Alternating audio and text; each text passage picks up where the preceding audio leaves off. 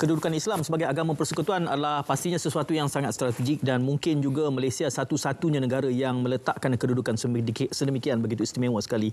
Namun keistimewaan itu sudah pastinya datang tidaklah terkecuali ataupun tersisih daripada terdapat atau wujudnya cabaran. Di Malaysia ini politiknya sangat bersifat sentral, feudalistik dan juga punya kaitan yang langsung dengan identiti agama bangsa, dan ini semua menjadi cabaran. Mungkin kerana itulah portfolio bagi hal ehwal agama Islam khususnya diberikan kepada seseorang buat kesekian kalinya bukan dari kalangan pemimpin parti. Dan ini satu kesempatan untuk kita melihat semula, sementara portfolio yang dimaksudkan juga tidak dibekalkan dengan timbalan menteri. Jadi ini adalah antara gambaran yang menarik untuk kita bicarakan bersama secara langsung di dalam naratif khas pada malam ini, dan tetamunya seperti yang sudah pun diwar-warkan awal. Yang berhormat Senator Datuk Setia Dr. Haji Muhammad Naim Haji Mukhtar, Menteri di Jabatan Perdana Menteri Hal Ehwal Agama. Datuk, Assalamualaikum. Waalaikumsalam warahmatullahi taala wabarakatuh. Khabar Tuan Syed? Baik, alhamdulillah. Saya teringat Ustaz Engku, dia kata nak ucap tahniah ke ucap takziah ni, Datuk? Oh. Saya terimbang dengan ucapan tu. Kata, wah, ini mesej yang besar yang pada secara peribadi saya suka, tetapi tidak kurang juga petikan itu dipolitikkan. Tak apalah, saya kira ini satu taklif yang besar. Betul. Taklif Rabbani pastinya, pertanggungjawaban kudus. Namun tidak terlepas daripada hakikat cabarannya juga besar. Dan kita tahu, saya sebutkan tadi bahawa Islam sebagai agama persekutuan, tetapi uniknya di Malaysia ini kerana Islam itu pula diletakkan di bawah kuasa negeri-negeri, bawah raja-rajanya. Bagaimana Datuk memulakan langkah mencermati apa nak sebut kesenjangan, bukan kesenjangan juga sebab kita ada federal menterinya dan juga kita ada kuasa agama tu di bawah menteri-menteri, Datuk. Mungkin kita bermula di situ. Bismillahirrahmanirrahim.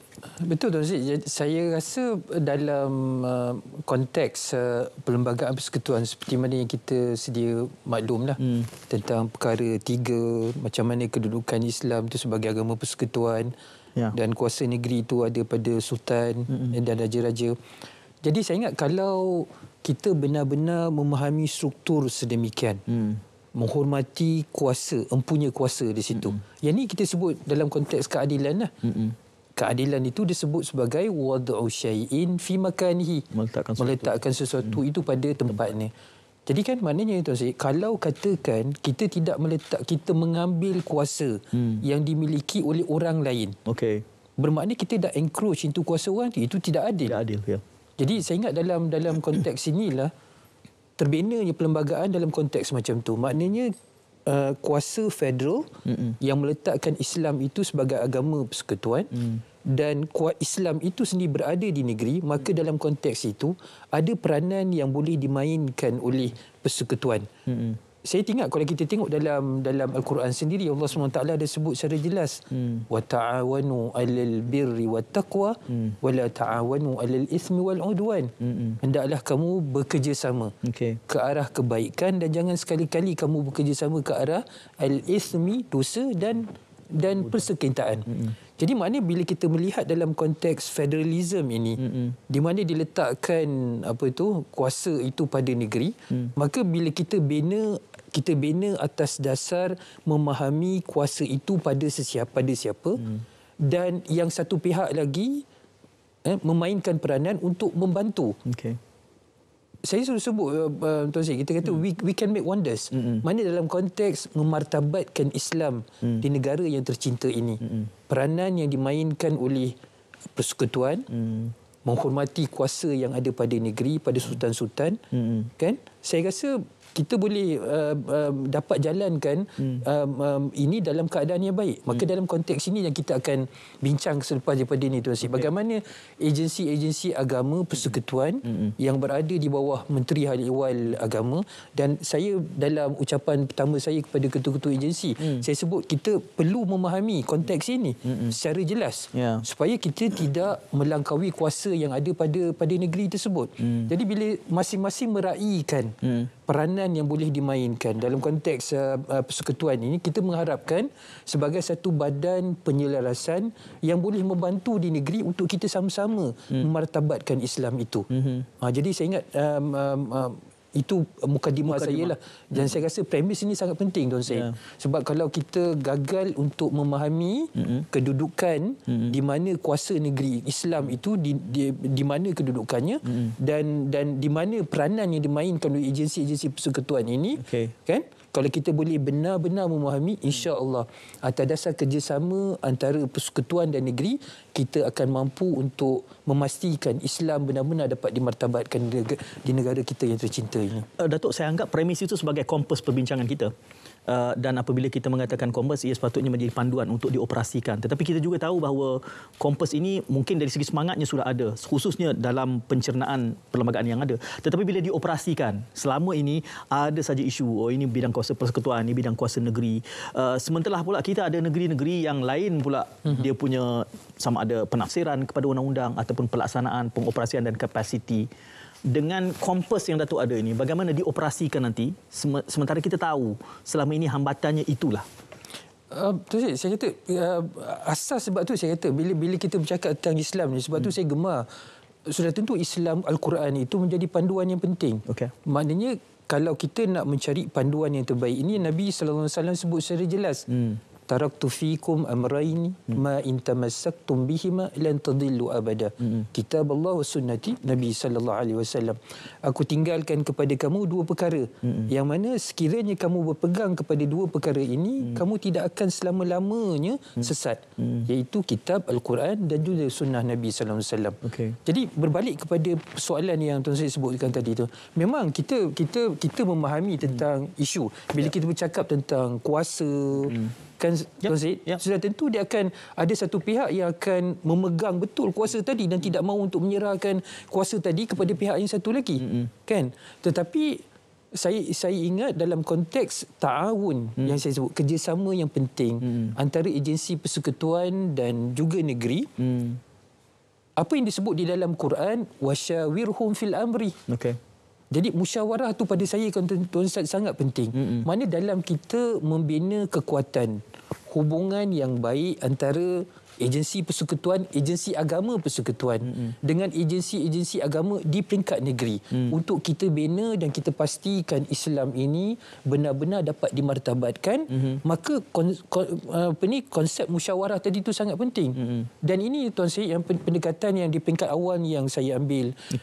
Saya menghadap Tuanku Sultan Selangor, saya menghadap Tuanku Sultan Perak, dan saya akan bertemu insya-Allah dengan Tuanku Agung insya-Allah besok, dan juga saya akan berusaha untuk bertemu dengan sultan-sultan dan raja-raja negeri yang lain. Sebab yang ini penting, sebab yang ini yang saya katakan tadi Tuan Syed, pentingnya untuk kita memahami kuasa itu ada pada siapa. Jadi dengan adanya pertemuan musyawarah yang sedemikian, kita dapat memahami akan sebenarnya hasrat tuanku-tuanku sultan di negeri, Majlis Agama Islam di negeri, Jabatan Agama Islam negeri yang memegang tampuk Islam di negeri tadi. Dan kita perjelaskan bagaimana agensi-agensi persekutuan yang berada di bawah Menteri Agama tadi itu dapat bekerjasama dan membantu agensi-agensi agama Islam negeri tadi itu dalam membina dan memastikan Islam yang sebenar akan benar-benar dapat dimartabatkan di negara kita. Jadi balik pada soalan, saya rasa saya rumuskan tadi itu, persoalan isu tadi memang ada, tapi saya percaya insya-Allah bila mana kita ada prinsip musyawarah, memahami antara satu sama lain secara ikhlas untuk pastikan Islam ini benar-benar dapat dimartabatkan, tanpa memikirkan tidak ada mana-mana pihak yang cuba untuk mengambil kuasa pihak yang lain. Di sini kita bangunkan ukhuwah yang terbaik untuk kita pastikan segala isu yang berkaitan dengan Islam ini, isu-isu penyelarasan yang sangat penting akan dapat dilaksanakan dengan baik di negara kita ni, insya-Allah. Datuk, izinkan saya ke dalam sedikit, memperdalamkan sedikit soalan ini. Mungkin juga berpijak satu dua langkah dalam aspek siasah politik, walaupun saya tahu Datuk bukan mewakili parti. Adakah bagaimana kita melihat pro dan kontranya hasrat Datuk itu dilaksanakan apabila Datuk dilantik bukan mewakili mana-mana parti? Adakah itu lebih memberi muatan, lebih bebas untuk membuat langkah-langkah seperti itu, ataupun apa lebih atau kurangnya apabila Datuk dilantik bukan dari kalangan parti yang ada? Saya rasa dalam konteks ini kan, yang saya nampak advantage ataupun kelebihan yang besar ialah saya tidak terikatlah dengan mana-mana parti politik. Betul. Hasrat kita semua maknanya yang kita nak martabatkan tadi itu ialah Islam yang sebenar, yang kita akan perjelaskan selepas daripada ini. Jadi maknanya political consideration tu is not a consideration that will be taken into. Okay. So jadi maknanya bila saya nak menjelaskan sesuatu perkara, apa saja bantuan yang nak diberikan oleh agensi-agensi agama yang saya sebutkan tadi, ianya Tuan Syed bukan didasarkan kepada pertimbangan politik. Okay. Jadi maknanya advantage di pihak saya ialah saya boleh lebih fokus pada pandangan saya. Lebih fokus, terarah untuk pastikan supaya contohnya kalau kita nak pastikan touch points yang penting. Saya teringatkan Tuan Syed bila semasa saya ni kan dulu kan ketua hakim, kan. Jadi banyaklah perubahan-perubahan yang kita cuba nak buat dalam konteks nak memastikan keberkesanan delivery system pentadbiran keadilan yang diberikan oleh mahkamah syariah. Jadi dalam konteks ini kan maknanya kalau ada sebarang bantuan yang nak diberikan, kita tidak melihat kepada ras politik tadi. Maknanya sesiapa saja orang Islam yang memerlukan bantuan tadi itu, kita akan pastikan ianya dapat disampaikan sampai terus kepada itu. Itu yang saya rasanya advantage dia lah. Datuk bercakap tadi, saya mengingatkan saya kepada sebelum ini ada majlis yang menyelaras urusan merentas negeri ini. Dipanggil MKI. Ada pendekatan yang baru mungkin ataupun kita meneruskan apa yang sudah sedia ada? Apa perkembangannya untuk majlis ini? Peraturan MKI ni agak lama dahulu tapi telah dipindakan pada tahun 2022 tahun ini. Dan peraturan MKI yang baru ini telah melantik Duli Yang Maha Mulia Sultan Selangor sebagai pengerusi MKI. Kalau dulu Majlis Kebangsaan Hal Ehwal Islam ini dipengerusikan oleh Yang Berhormat Perdana Menteri, tetapi sekarang ianya telah dipengerusikan oleh Duli Tuanku. Mana salah seorang raja pemerintah di dalam Majlis Raja-Raja itu telah dilantik, diberikan amanah untuk menjadi pengerusi MKI tadi. Jadi saya rasa yang ini satu perkembangan yang menarik. Apabila Duli Tuanku sendiri yang mempengerusikan Majlis Hal Ehwal Islam tadi itu, pada pandangan saya agak mudah isu-isu penyelarasan ni untuk kita nak buat. Contohnya kan macam Tuan Syed, saya teringat cara yang paling mudah lah bila dalam konteks di mahkamah di Perak contohnya, telah diperkenalkan ditubuhkan satu mahkamah yang disebut sebagai Mahkamah Utama Syariah Negeri Perak, yang memberikan hak kuasa kepada kes-kes yang dimulakan di peringkat mahkamah tinggi, supaya pihak tersebut kan dia ada dua lagi hak untuk merayu. Sebab kalau katakan kes itu bermula di mahkamah rendah, pihak-pihak tu sekarang ni bagi negeri-negeri yang lain dia boleh merayu di peringkat mahkamah tinggi dan kemudian ke mahkamah rayuan. Tapi bagi kes yang lebih berat yang bermula di mahkamah tinggi, dia hanya boleh merayu satu saja di peringkat mahkamah rayuan. Jadi dengan adanya tingkatan satu mahkamah tadi itu di peringkat mahkamah negeri di Perak tadi itu, secara langsung menambah dan memberikan kuasa kepada sultan negeri tadi. Sebab dilantik satu lagi lia tadi. Jadi kan kalau kita tengok tuan-tuan dan puan-puan, bila kita lihat kepada apa yang berlaku dalam konteks tersebut, yang ini adalah the best practice dalam konteks mahkamah tadi, keadilan tadi itu. Yang ini kita boleh selaraskan. Of course subjek kepada perkenan Majlis Raja-Raja, sebab kuasa tadi termasuklah mahkamah syariah itu berada dalam kuasa negeri. Tetapi kan Tuan Syed, bila adanya Majlis Kebangsaan Hal Ehwal Islam ini, maknanya kita satu kertas cadangan untuk perkenan persetujuan majlis tadi itu yang kemudian boleh dibawa ke Majlis Raja-Raja. Jadi Tuan Syed akan nampak di sini bagaimana penyelarasan tadi itu berlaku yang boleh memberi manfaat kepada keseluruhan negeri-negeri tadi itu. Sebab kita tak mahu supaya keadilan tadi itu mungkin rakyat negeri Perak saja yang dapat. Bagaimana dengan negeri-negeri yang lain? Begitu juga jugalah Tuan Syed, ini saya bagi satu contoh tuan-tuan dan puan dalam konteks mahkamah tadi. Begitu juga dalam konteks pendidikan, dakwah, kan? Zakat, wakaf dan sebagainya. Kan yang ini kan Tuan Syed, maknanya mana-mana kebaikan yang diperkenalkan oleh satu negeri tadi itu boleh kita selaraskan dengan adanya Majlis Kebangsaan Ahli Waris Islam yang dipengurusi oleh Duli Tuanku Sultan Selangor. Kita anggap itu sebagai upgrade, ya, penaikan taraf daripada pimpinan orang politik, eksekutif kepada seorang yang berada dalam majlis rakyat. Betul. Ya, setuju.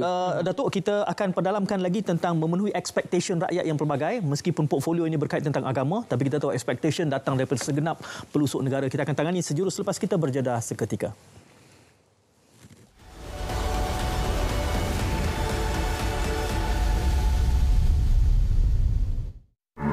Persediaan awal menghadapi banjir.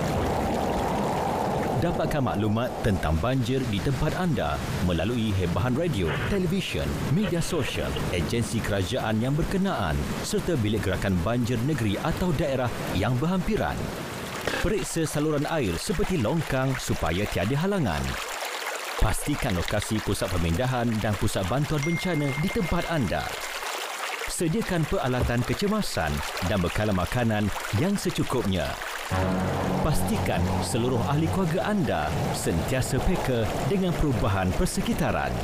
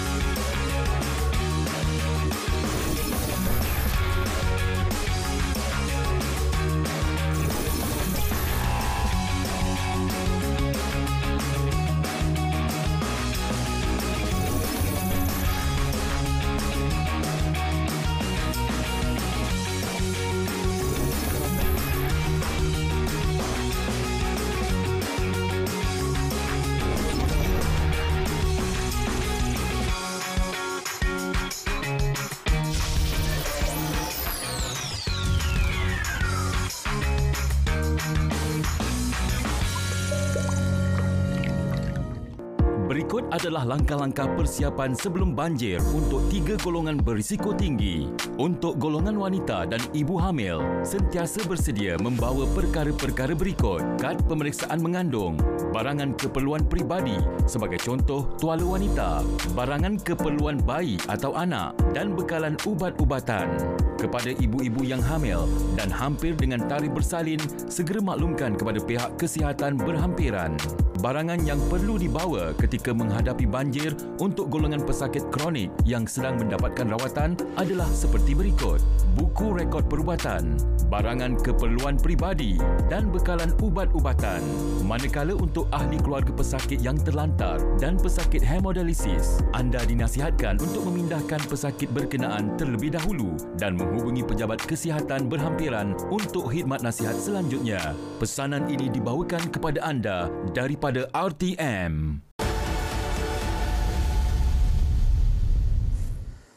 Okey, di dalam 18 minit yang berlalu tu, tetamu saya bersama Menteri di Jabatan Perdana Menteri yang berhormat Senator Datuk Setia Dr. Haji Muhammad Naim Mokhtar. Rancak kita bicarakan tentang apa nak sebut Datuk, memberikan naratif baru. Baru ke Datuk? Tak juga. Saya kira cuma memberikan nafas baru kepada cabaran-cabaran di dalam tadbir urus agama. Kita tahu elemen Islam ataupun Islam sebagai agama persekutuan itu adalah sesuatu yang sangat strategik kepada Malaysia.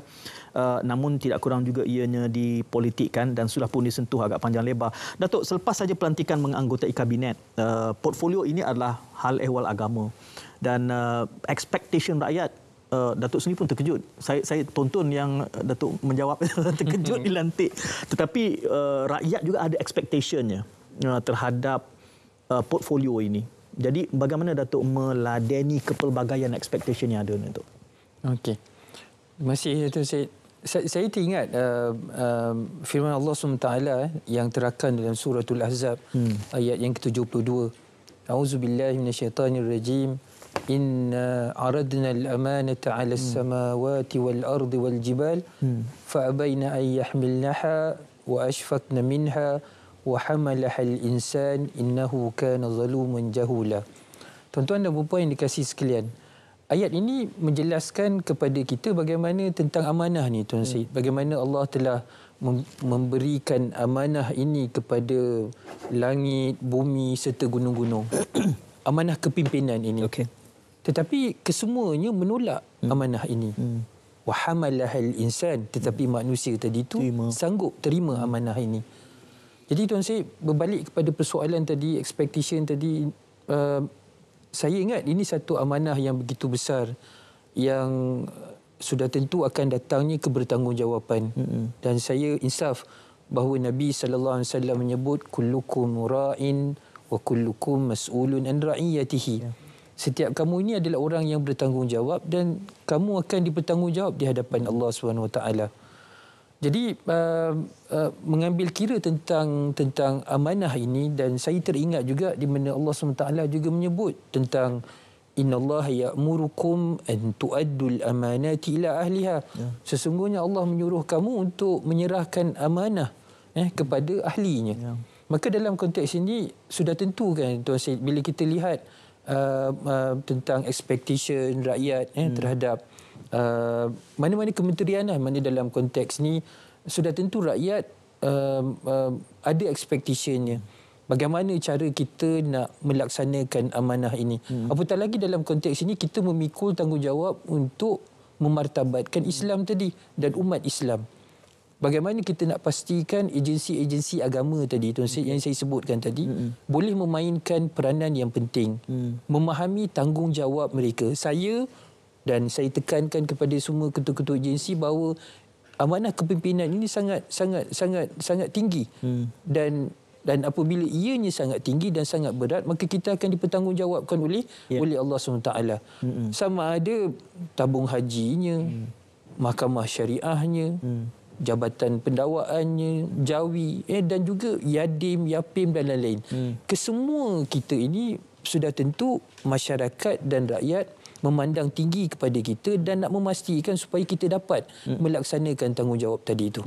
Jadi maka dalam konteks inilah cabaran-cabaran ni sangat besar. Jadi saya ingat Tuan Syed, bila kita menyebut tentang cabaran ini, expectation ini, yang pertama dalam konteks yang kerap disebut dalam kabinet yang Berhormat Perdana Menteri pun sebut tentang bagaimana kita nak menekankan tentang isu kos sara hidup rakyat. Yang ini satu perkara expectation yang begitu tinggi yang dipandang oleh masyarakat. Maka sudah tentu agensi-agensi agama yang berada di bawah Menteri Haiwan Agama, saya sendirilah, kita perlu fikirkan bagaimana kita boleh bantu rakyat dengan peruntukan yang ada, tanggungjawab yang diberikan kepada kita kan untuk membantu rakyat ini.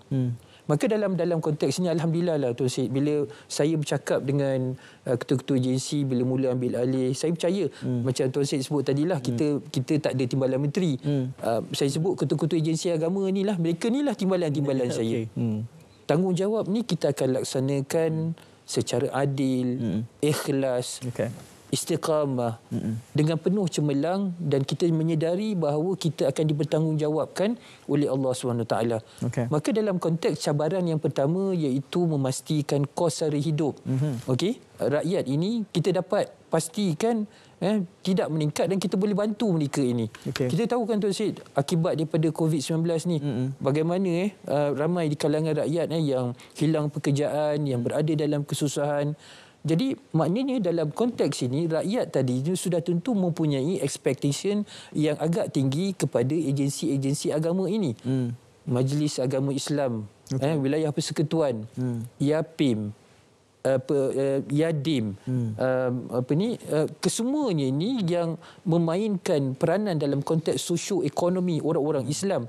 Kita perlu memainkan peranan. Kita perlu memanfaatkan dan memastikan setiap peruntukan yang dipertanggungjawabkan kepada kita mesti sampai kepada grassroots. Yang ni saya sebut itu tanpa memikirkan politik mana yang dipegangkan oleh. Selama mana rakyat tadi itu berada dalam kesusahan, memerlukan bantuan, maknanya tanpa mengira kecenderungan politik mereka-mereka yang menerima musibah tadi itu, kita perlu bantu.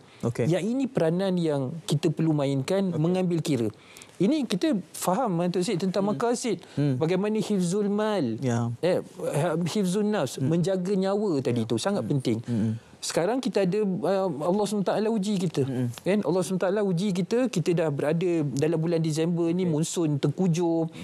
Ramai sahabat-sahabat kita, saudara-saudara kita di Pantai Timur yang terima musibah tadi itu. Banjir, dalam keadaan sukar, rumah dalam keadaan yang sukar tadi itu disebabkan oleh akibat daripada banjir tadi. Maka sudah tentu expectation daripada rakyat tadi untuk melihat bagaimana agensi agama ini boleh membantu mereka mengurangkan kos tadi, kehidupan, musibah yang diterima dapat dielakkan. Yang ini peranan yang kita mainkan. Dan insya-Allah Tuan Syed, besok kita akan lancarkan saya akan lancarkan musaadah banjir untuk membantu sahabat-sahabat kita, rakan-rakan kita di Pantai Timur, di Terengganu, Kelantan dan juga Pahang. Yang ini kita akan ada peruntukan yang kita akan sediakan, kita akan agihkan dan saya akan lancarkan besok. Dan saya percaya ketua-ketua agensi ini bersemangat. Dan warga kerja YAPIM, MAWIB dan lain-lain agensi agama ni bersiap siaga untuk pastikan membantu mereka-mereka yang sukar tadi. Itu saya ingat cabaran yang pertama, expectation. Saya rasa expectation yang kedua, saya nampak cabaran yang besar ni selepas APRU 15 ni Tuan Syed, yang pandangan daripada seorang ketua hakim, bekas ketua hakim yang bukan ahli politik. Saya nampak kita ada isu perpecahan ni. Allah SWT perpaduan ummah. Ya, perpaduan ummah, betul.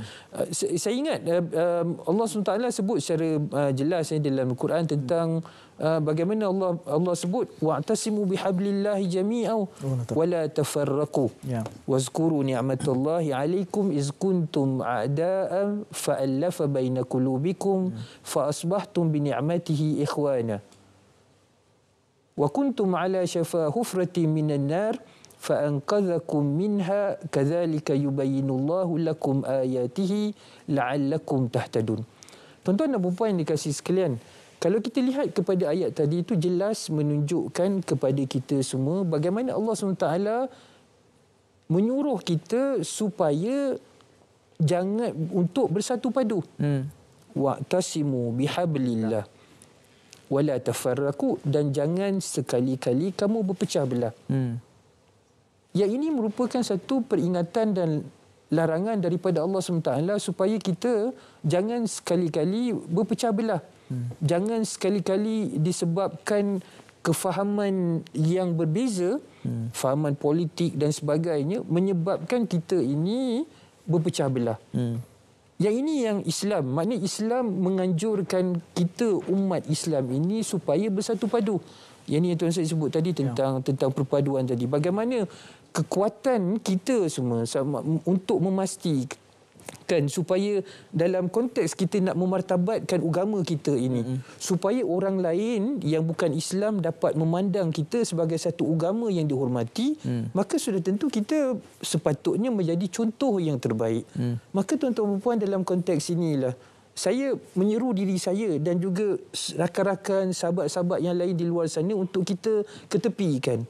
Jangan sekali-kali kita bermusuhan di antara satu sama lain hanya disebabkan fahaman yang berbeza tadi. Sebab ini adalah merupakan divine injunction ataupun suruhan daripada Allah SWT. Allah SWT, kalau kita maknanya Allah SWT tadi itu sebagai Khalik yang menjadikan kita semua. Sudah tentu apabila disuruh kita untuk melakukan sesuatu dan melarang kita daripada melakukan sesuatu perbuatan tadi supaya kita jangan berpecah belah, maka sudah tentu sebagai hamba yang taat kepada Allah SWT, kita perlu pastikan untuk kita bersatu padu dan memastikan supaya saudara kita tadi itu kita ambil sebagai saudara kita, sebagai orang yang beriman Islam, dan kita akan pastikan kita bersama-sama dalam melaksanakan tanggungjawab tanggungjawab untuk kita memartabatkan Islam tadi itu. Jadi tuan-tuan dan puan, saya ingat cabaran yang Tuan Syed saya sebut tentang cabaran expectation tadi. Maknanya rakyat kebanyakan ingin melihat supaya agensi-agensi agama ini memainkan peranan yang penting untuk memastikan supaya umat Islam ini dapat disatukan. Berkasih sayang, hormat, menghormati di antara satu sama lain. Dan bila kita mampu untuk membina masyarakat Islam yang bersatu padu, menghormati, berkasih sayang, berbeza pandangan, tetapi tidaklah bermaksud sampai kita nak memfitnah Tuan Syed, menyebut perkara-perkara yang begitu dahsyat. Kadang-kadang kita mengkafirkan saudara kita dan lain. Yang ini merupakan satu perkara yang dilarang oleh Islam tadi. Datuk, akan kita perdalamkan apabila dua cabaran ini. Pertamanya kos sara hidup bagi memenuhi keperluan yang mungkin daruriyat sifatnya, perpaduan, tetapi cabaran terhadap perpaduan ini pula adalah pemikiran yang hulu, yang melampau mungkin, yang mungkin tidak rahmah dengan kepelbagaian yang ada. Ini akan kita perdalamkan selepas kita berjeda seketika, jadi jangan ke mana-mana.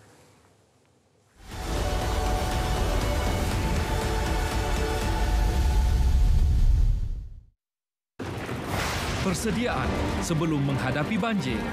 Peka terhadap amaran banjir. Simpan dokumen penting dan sediakan beg kecemasan. Bersedia untuk berpindah sekiranya diarahkan pihak berkuasa. Langkah-langkah dilakukan semasa banjir. Dapatkan maklumat situasi terkini daripada sumber yang sahih. Berpindah segera apabila diarahkan. Jangan sentuh mana-mana peranti elektrik dalam keadaan basah. Jangan cuba harungi air deras. Langkah-langkah dilakukan selepas banjir. Jangan hampiri talian elektrik yang putus atau jatuh. Elakkan memakan makanan yang terkena air banjir. Elakkan terdedah kepada air banjir supaya tidak dijangkiti penyakit berjangkit bawaan air. Pulang ke rumah hanya setelah situasi disahkan selamat.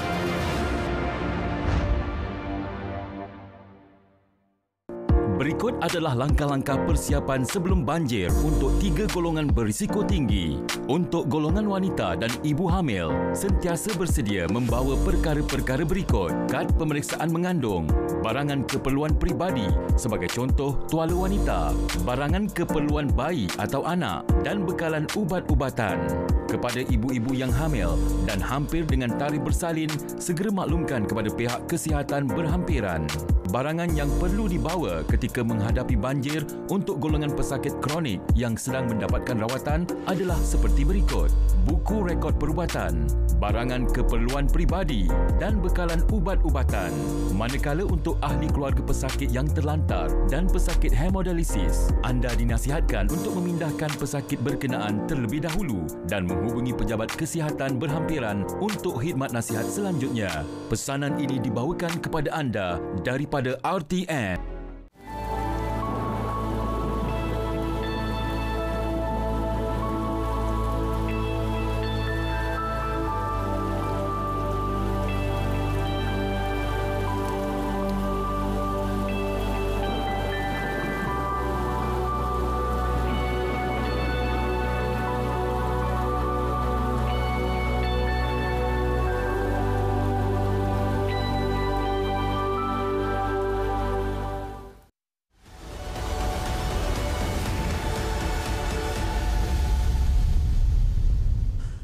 Ya, naratif khas pada malam ini saya menemani Yang Berhormat Senator Datuk Setia Dr. Haji Muhammad Naim Mokhtar, Menteri di Jabatan Perdana Menteri bagi portfolio hal ehwal agama.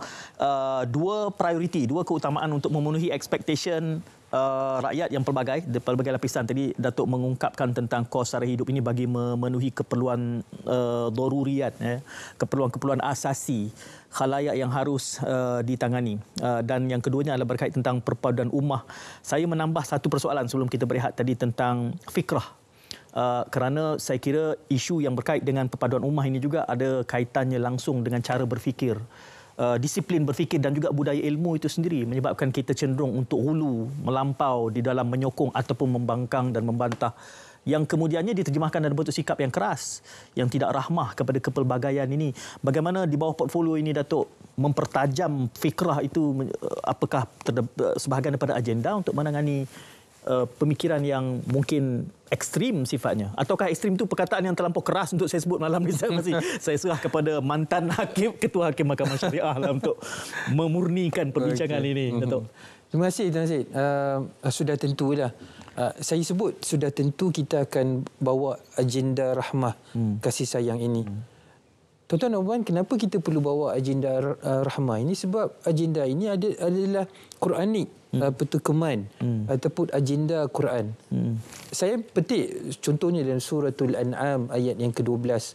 Allah SWT berfirman, "Qul liman ma fis samawati wal ard, qul lillah. Kataba ala nafsihi ar-rahmah, la yajma'annakum ila yaumil qiyamati la raiba fihi. Allazina khasiru anfusahum fahum la yu'minun." Katakanlah Muhammad, milik siapakah apa yang di langit dan di bumi? Katakanlah milik Allah. Dia telah menetapkan sifat rahmah, kasih sayang pada dirinya. Dia sungguh akan mengumpulkan kamu pada hari kiamat yang tidak diragukan lagi. Orang-orang yang merugikan dirinya, mereka itu tidak beriman. Maknanya tuan-tuan dan puan yang saya kasih sekalian, Tuan Syed, jelas maknanya Allah telah menetapkan diri Allah SWT itu dengan sifat kasih sayang. Jadi maknanya bila mana kita bila mana Allah SWT itu yang menjadi pencipta kita, meletakkan kasih sayang itu sebagai salah satu sifat yang penting yang dimiliki oleh Allah SWT itu, maka sudah tentu kita sebagai penciptanya mestilah mengikuti sifat rahmah tadi itu, kasih sayang. Okey. Jadi bila kita sebut tentang sifat kasih sayang, bila Tuan Syed sebut tadi tentang ekstrim, hulu, berlebih-lebihan, kan, maknanya bila bercakap tidak perkataan yang digunakan sehingga kan menyebabkan cacian kepada orang yang lain. Kemungkinan orang tadi itu bukan mempunyai fahaman yang sama dengan dia, maka dicaci orang tu dengan perkataan-perkataan yang tidak sepatutnya. Yang ini bukan rahmah. Kita tidak menunjuk. Macam saya sebutkan di Tuan Syed, memang kita ittafaqna ala alla nattafiq. Ada beberapa tuan-tuan dan puan perkara yang kita bersetuju untuk kita tak. Ini memang fitrah Allah SWT jadikan kita, yang kita mungkin ada perbezaan pandangan. Tetapi tidaklah sampai kita pergi kepada satu keadaan yang kita boleh putuskan persaudaraan tadi. Kita boleh dalam keadaan kita mencaci orang yang tidak bersefahaman dengan kita. Yang ini lari daripada konteks rahmah yang diajar dalam Islam tadi itu. Dan apabila tidak ada sifat rahmah tadi, saya kaitkan dengan isu perpaduan, isu kesatuan tadi. Bagaimana isu kesatuan tadi itu sangat penting bila mana kita kaitkan dengan isu rahmah tadi. Nabi Allah SWT puji Nabi SAW, tuan-tuan dan puan. Saya cakap ni Tuan Syed dengan masa saya jadi ketua hakim tu dengan hakim-hakim kita. Bagaimana kita bercakap dengan pihak-pihak peguam yang berada di hadapan kita. So, kita ni sebagai seorang hakim, adakah kita nak menggunakan perkataan-perkataan yang menyakiti orang, pihak-pihak di hadapan kita, hanya semata-mata kita duduk di atas kerusi sebagai seorang hakim? Yang ini tidak ada sifat rahmah. Yang ini bukan sifat yang mana Allah SWT dengan sifat rahmatnya memuji Nabi sallallahu alaihi wasallam dalam satu ayat. Allah SWT pesan, "Fabima rahmatin minallahi lintalahum." Ya. "Walau kunta fazzan ghalizal qalbi lam faddu min hawlik." Ya. Dengan rahmat Allah SWT, kasih sayang Allah SWT itu, kamu ya Muhammad lintalahum, bersifat lemah lembut terhadap mereka.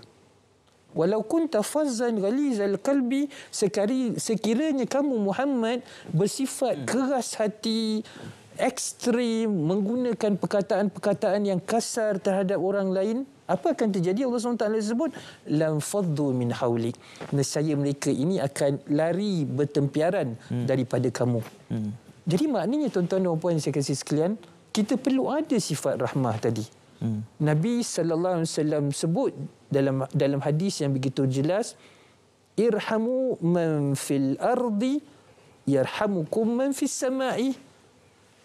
tunjuklah rasa kasih sayang kepada mereka-mereka yang berada di bumi. Sesama manusia, Tuan Syed. Pokok-pokok, binatang-binatang. Ya. Kita perlu tunjuk rasa kasih sayang tadi. Apa kesan dia? Nabi sallallahu alaihi wasallam sebut, yarhamukum man fis sama. Nescaya mereka-mereka yang berada di langit, para malaikat akan menunjukkan belas ihsan, kasih sayang kepada kamu. Jadi tuan-tuan dan puan, ini ajaran Islam. Yang ini yang Allah SWT ajar kepada kita. Allah SWT puji Nabi sallallahu alaihi wasallam dengan sifat kasih sayang tadi itu. Maknanya kalau begitulah kedudukannya, sifat ekstrim, sifat menghina, sifat keras hati tadi, ini bukan ajaran Islam yang perlu kita. Maka dalam konteks Tuan Syed, kita nak membina masyarakat tadi itu. Masyarakat Islam, bukan sahaja masyarakat Islam yang dihormati oleh orang-orang bukan Islam. Ya. Maka sifat kasih sayang yang mana Allah SWT telah sebut secara jelas tadi dalam surah Al-An'am ayat 12 tadi itu, perlu kita semua hayati. Rakyat Islam, rakyat Malaysia, khususnya mereka-mereka yang beragama Islam, kita perlu hayati ini. Dan dalam konteks agensi agama ni, Tuan Syed, saya dah sebut tentang bagaimana ketua-ketua agensi dan semua warga agensi-agensi agama ini, kita kena mulakan daripada diri kita, insya-Allah. Daripada diri saya, daripada ketua-ketua agensi, warga agensi. Kita tu kena pelajari istiqamah untuk mewarisi sifat-sifat rahmah kasih sayang tadi itu. Dan kita ajak orang-orang yang lain. Maknanya apa saja yang cuba kita agenda kita nak lakukan, Tuan Syed, tadi itu, dakwah ke, program-program di TV Hijrah ke, di IKIM tadi itu, sifat rahmah tadi, kasih sayang tadi itu perlu kita jadikan satu agenda yang penting. Supaya masyarakat yang kita nak bina nanti itu adalah satu masyarakat yang penuh kasih sayang, tenang, ada ketenangan, peaceful, sama ada dengan orang-orang Islam dan juga orang-orang bukan Islam. Dan saya percaya, Tuan Syed, kalau kita boleh bina sifat rahmah ni, tuan-tuan dan puan, tidak mustahil apa yang disebut oleh Allah SWT untuk membentuk baldatun tayyibatun wa rabbun ghafur tadi. Iaitu negara yang baik, yang mendapat keampunan daripada Allah SWT, itu kita akan berjaya dapat, insya-Allah. Datuk, sepanjang hampir 42 minit ini saya menganggap itu sebagai garis besar hala tuju kepimpinan di bawah portfolio ini. Dan banyak sekali pesan dan juga petunjuk yang Datuk gambarkan itu tadi menjurus kepada audiens yang mungkin sudah sedia Muslim, memperbetulkan itu dan ini. Tetapi portfolio ini juga punya sentuhannya kepada Malaysia ini pelbagai kaum, agama dan disebut sebagai masyarakat, dan kita tidak boleh mengkesampingkan komponen yang bukan Islam ini. Datuk ada menyebut sedikit soal keharmonian. Tetapi bagaimana portfolio ini menyantuni elemen, kerana sering kali saja dianggap bahawa ini portfolio untuk menangani kepentingan Islam, orang Muslim. Apa hikmahnya portfolio ini ingin menyantuni yang bukan Islam? Saya balik juga, Tuan Syed, kepada Al-Quran tadi. Sebab Al-Quran tadi itu kita dah mulakan daripada awal cerita nanti bagaimana Al-Quran ini menjadi pedoman kepada kita. Dalam konteks hubungan kita manusia ni, Tuan Syed, dan tuan-tuan dan puan yang saya kasih sekalian, kita tengok dalam suratul Hujurat ayat yang ke-13, Allah SWT sebut secara jelas, ya ayyuhan nas inna khalaqnakum min zakari wa unsa waja'alnakum syu'uban wa qabaila lita'arafu inna akramakum 'indallahi atqakum. Wahai manusia, inna khalaqnakum, kami jadikan kamu ini daripada lelaki dan perempuan. Syu'uban wa qabaila, berbangsa-bangsa dan berkabilah-kabilah. Tujuannya apa, tuan-tuan dan puan? Kenapa Allah SWT ini, pencipta yang agung ini, menjadikan manusia ini lelaki dan perempuan? Berbeza bangsa dan juga kabilah-kabilah. Tidak lain dan tidak bukan, Tuan Syed, ialah lita'arafu. Supaya kamu mengenali di antara satu sama lain. Maknanya asas pembentukan manusia ni, tuan-tuan puan, didasarkan kepada ta'aruf tadi. Bila ada sifat ta'aruf, mengenali di antara satu sama lain, di situlah akan timbulnya persoalan kasih sayang di situ. Kan? Maknanya kalau tidak, orang kata tak kenal maka tak cinta. Jadi maka dalam konteks inilah, tuan-tuan dan puan, Allah SWT memulakan ayat Al-Quran tadi. Allah SWT tak sebut, Tuan Syed, ya ayyuhal muslim, al-mu'min. Mulakan dengan perkataan manusia. Maknanya yang Islam, yang beriman dan yang bukan Islam. Maknanya digunakan ayat nas tadi itu. Dan Allah SWT sebut kepelbagaian tadi itu sama ada kalau kita benar-benar Islam dan beriman kepada Allah SWT, kita percaya kepada apa yang Allah SWT sebut tadi itu, asas kepada kejadian manusia tadi ialah untuk kita kenal mengenali di antara satu sama lain. Maka dalam konteks di negara kita ni Tuan Syed, walaupun kita banyak membicarakan tentang Islam dan sebagainya tadi, tetapi kewujudan Islam tadi itu, kalau kita tengok gambaran semasa zaman baginda Nabi sallallahu alaihi wasallam, kita tahu bagaimana di Madinah itu sendiri, Sahifah Madinah tadi itu, kita nampak kepelbagaian bangsa dan agama di Madinah tadi itu.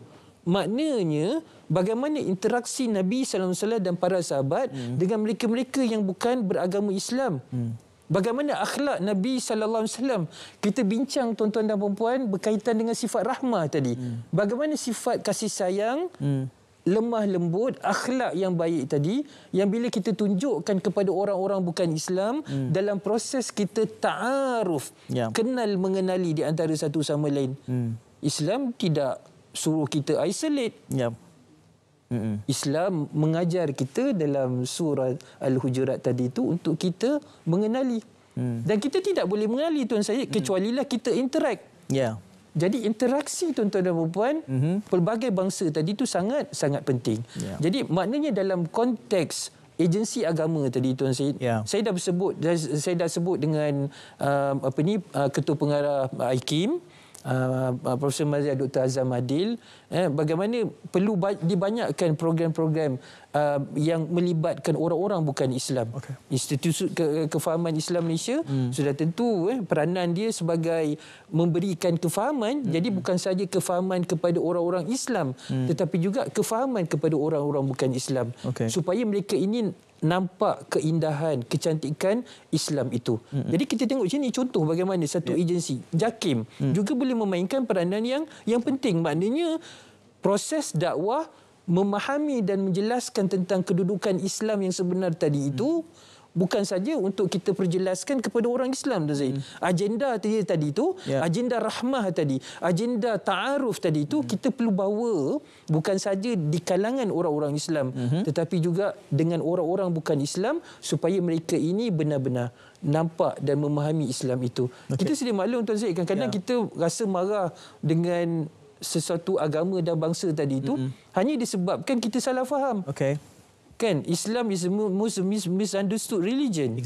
Jadi kesalahan tu mungkin diletakkan kepada kita, apa peranan yang kita lakukan. Jadi Datuk, kita akan perpanjangkan tentang ini sejurus selepas kita berehat untuk kesekian kalinya.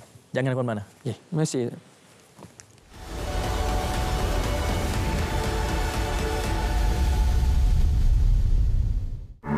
Persediaan awal menghadapi banjir.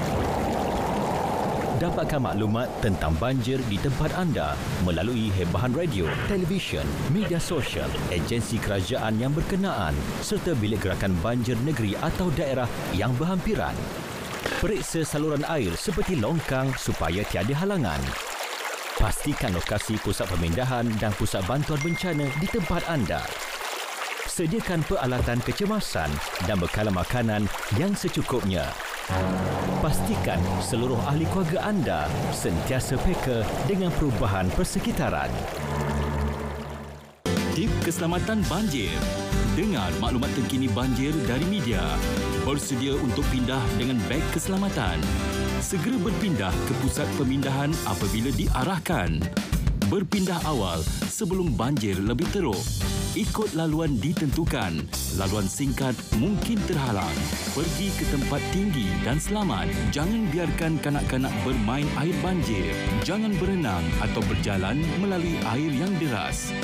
Jalan dalam air menggunakan kayu untuk periksa kedalaman air. Jangan sentuh peralatan elektrik, kabel atau wayar.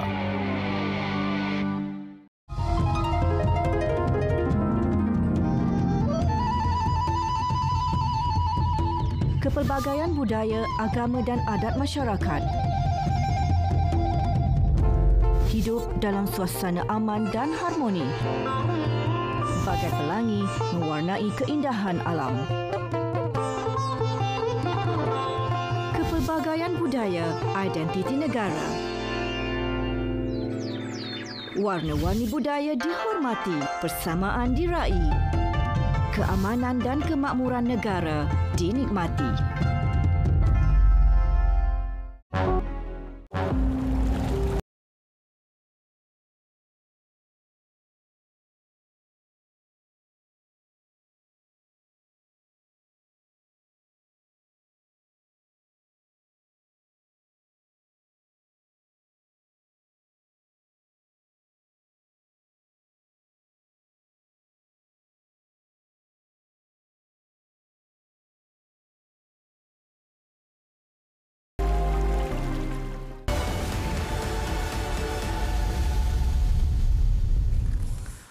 Okey, saya bersama Yang Berhormat Senator Datuk Setia Dr. Haji Muhammad Naim Mukhtar, Menteri Jabatan Perdana Menteri bagi Portfolio Agama. Rancak kita bincangkan.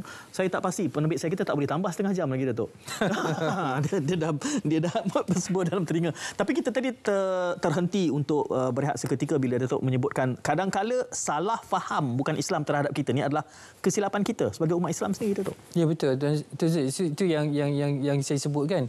Dan bila kita menyebut tentang amanah tadi itu, dan sudah tentu yang ini saya sampaikan kepada ketua agensi, dan kita bercakap dalam konteks IKIM tadi, JAKIM, bagaimana peranan kita untuk memperbetulkan persepsi yang salah di kalangan orang-orang bukan Islam. Jadi sebab tu bila kita sentuh kepada ayat Al-Quran tadi yang menyebut tentang ta'aruf, tidak lain tidak bukan interaksi antara orang Islam dan bukan Islam, khususnya yang melibatkan agensi-agensi agama tadi itu perlu dilakukan.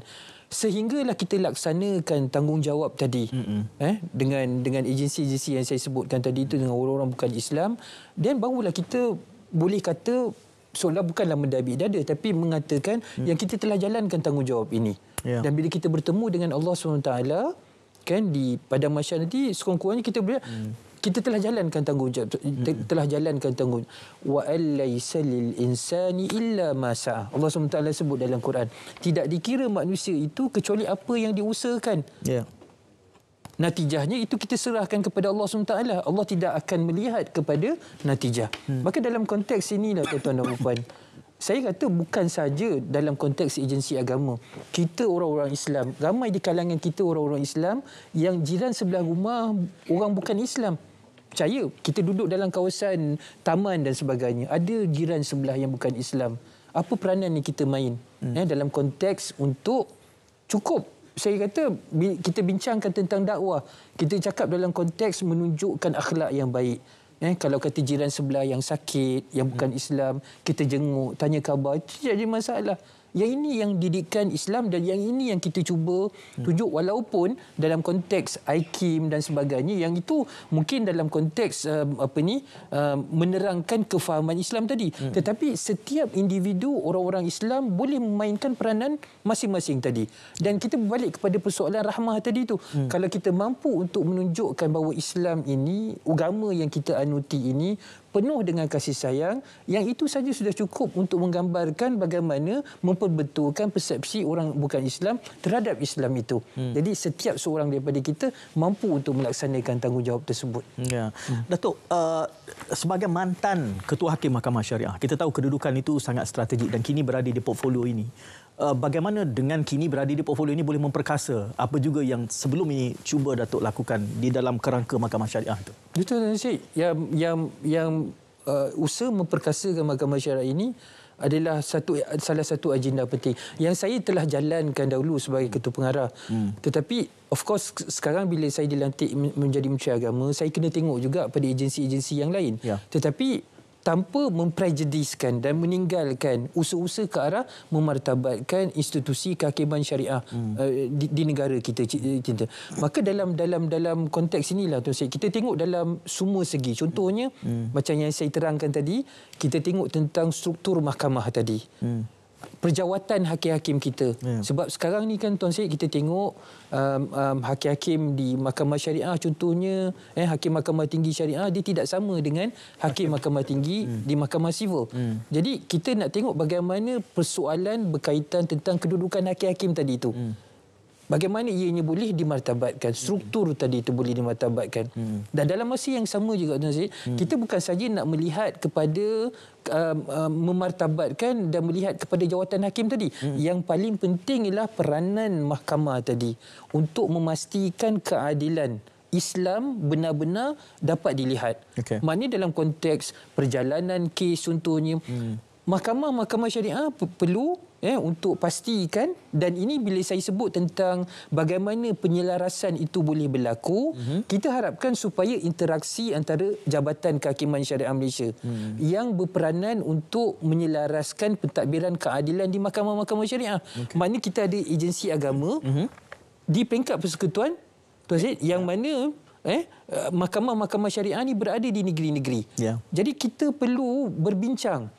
Saya tekankan tadi persoalan syura tadi itu sangat penting untuk kita cari jalan yang terbaik, mengemukakan idea-idea yang bernas, idea-idea yang berbentuk green, yang boleh memberikan manfaat kepada mereka-mereka yang berurusan dengan mahkamah syariah. Yang itu sangat penting. Jadi maknanya mereka-mereka yang berada di mahkamah-mahkamah syariah, di Jabatan Kehakiman Syariah Malaysia khususnya, perlu menggunakan akal yang Allah berikan tadi itu untuk mencari jalan melahirkan satu pentadbiran keadilan yang berkesan. Kita kena fikir Tuan Syed, macam mana contohnya kalau kes cerai, kalau lewat, kita nak percepatkan. Dulu masih ingat masa di Selangor dulu, kita perkenalkan tentang fast track perceraian.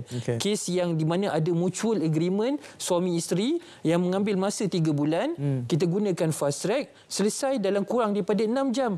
Boleh dilakukan benda. Yang ini yang kita nak tengok kan. Selain daripada itu kan Tuan Syed, yang penting yang saya nak tengok, yang saya kerap yang kita nak lihat ialah bagaimana kita nak pastikan mahkamah syariah diperkasakan melalui perintah-perintah yang dikeluarkan. Saya ada sebut, saya selalu petik apa yang ditulis oleh Sayyidina Umar bin Khattab kepada Abu Musa al-Asy'ari, la yanfa'u takallumu bihaqqin la nafadha lahu. Tak guna Abu Musa al-Asy'ari, aku lantik kamu sebagai hakim mengeluarkan perintah, tetapi perintah kamu tadi tu tak dapat dikuatkuasakan, dilaksanakan.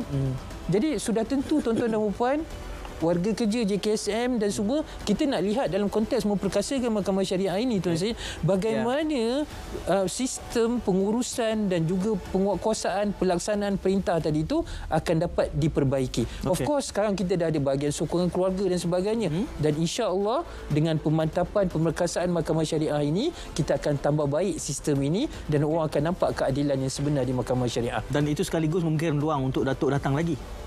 Kena perlu diperpanjangkan lagi Datuk. Masa kita di hujung waktu ini, saya ucapkan terima kasih kepada Datuk. Terima kasih lagi yang perlu kita perdalam, dan pastinya dengan kehadiran Datuk, kesediaan datang lagi itu lebih penting untuk kita memperdalam elemen-elemen lain berkait tentang portfolio ini. Sekali lagi terima kasih kepada Datuk, dan juga terima kasih kepada semua penonton pada malam ini. Kita jumpa lagi insya-Allah. Assalamualaikum. Salam muhibah.